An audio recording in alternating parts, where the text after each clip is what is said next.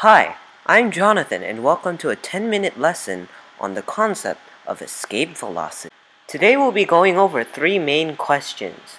The first of which is, what is escape velocity exactly and what does it mean?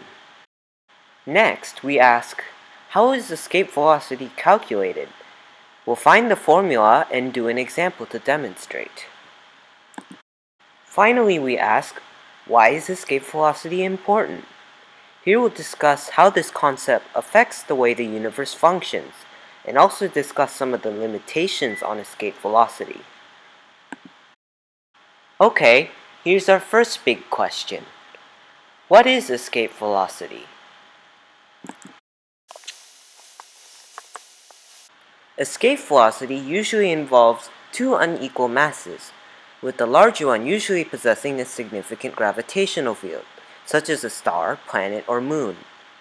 For simplistic reasons, we assume that this larger mass does not rotate or possess an atmosphere, and that gravity is the only force acting upon the smaller object.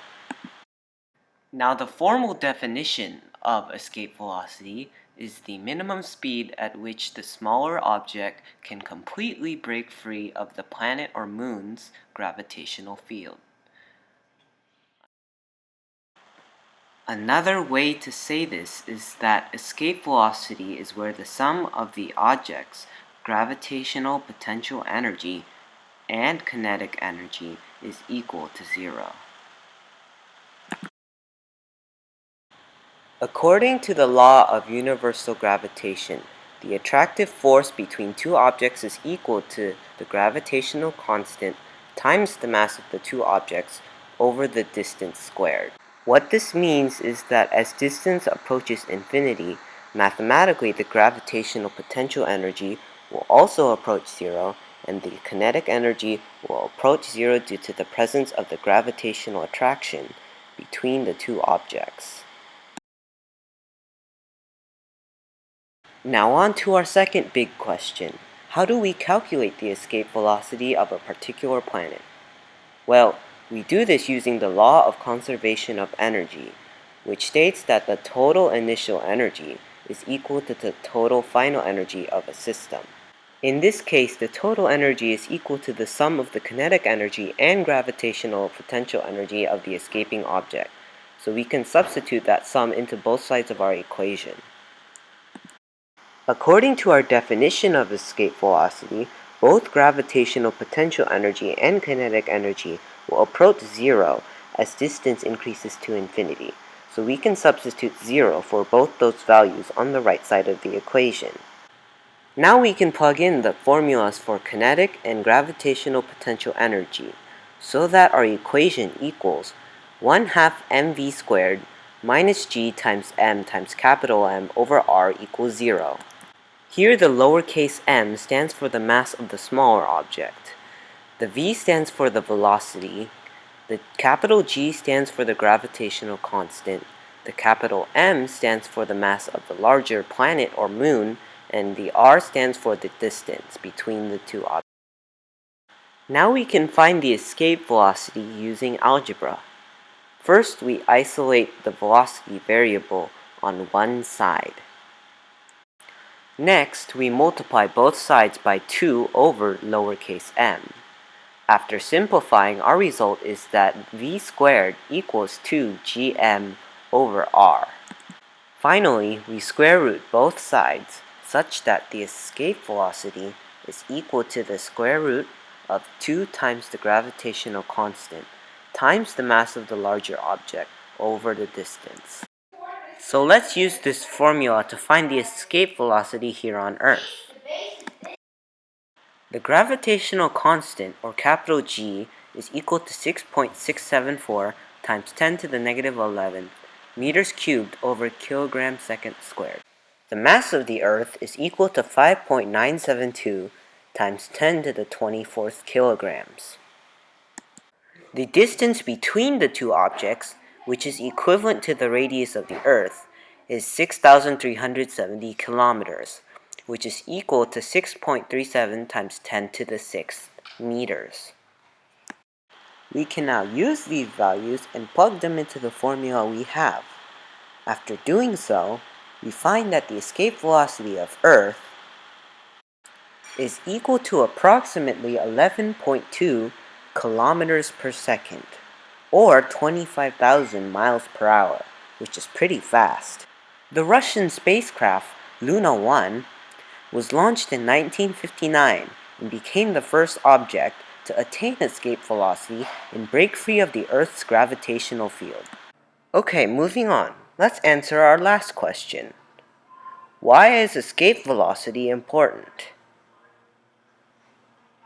Well, one reason is that escape velocity is a factor that is closely considered when determining the fuel payloads of spacecraft or satellites, such that they will be able to break free of gravitational fields.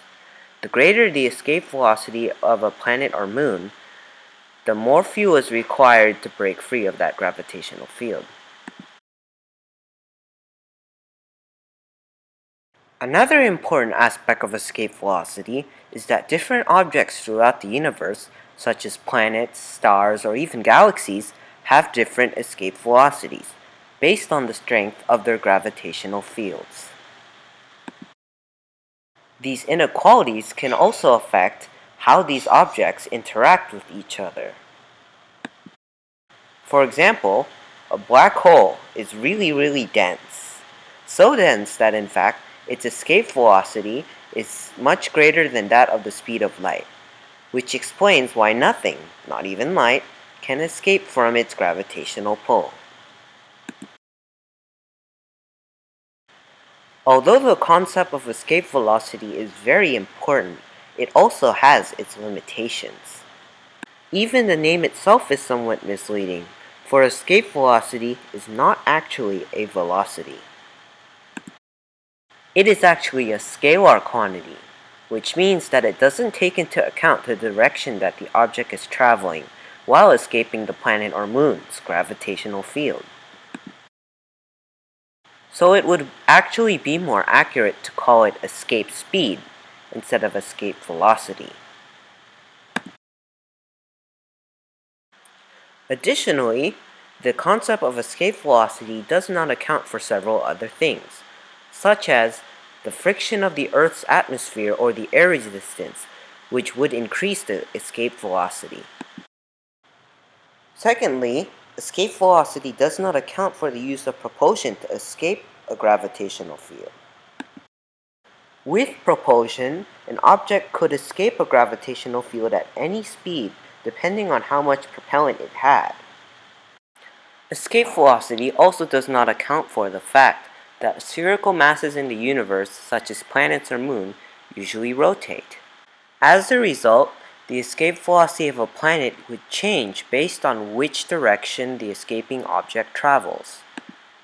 For example, the escape velocity of an object traveling west on Earth is greater than that of an object traveling east, because traveling west goes against the Earth's rotation.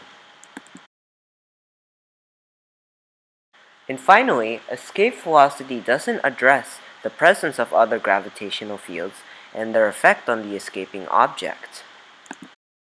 For example, let's say we had an object that attained escape velocity and broke free of the Earth's gravitational field. According to our definition, the object should go on to a distance of infinity and end at a speed of 0. But in our solar system, the gravitational fields of our Sun and other planets such as Mercury and Venus are also present. These extra gravitational fields exert a backwards force on the object escaping from Earth such that it no longer goes to infinity. This and the previously mentioned points are some of the reasons why escape velocity cannot cover every situation. Well, that's all the time we have for today. I hope you found all of this information useful and enjoyed the whole video. Thank you for watching.